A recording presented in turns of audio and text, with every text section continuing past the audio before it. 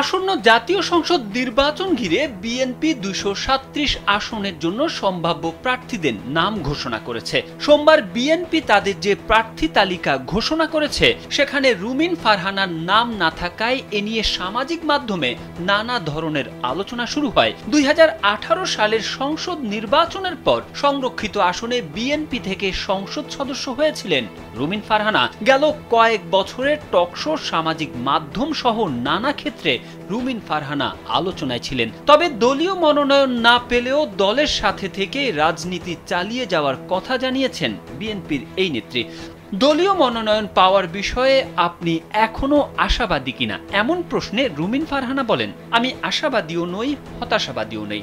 আমার নির্বাচন, আমার রাজনীতি আমি আমার মতো চালিয়ে যাব ফর শিওর। আমার নেতাকর্মী আমার সাথে আছে। ব্রাহ্মণবাড়িয়া ২ আসনে আমি ছিলাম, আছি, থাকবো। নমিনেশন একটা ঘটনা মাত্র আমার কাছে। বিএনপি ছেড়ে দেবেন কিনা এমন প্রশ্নে ফারহানা বলেন, প্রশ্নই ওঠে না। দল ছেড়ে অন্য দলে যাবার প্রশ্নই ওঠে না।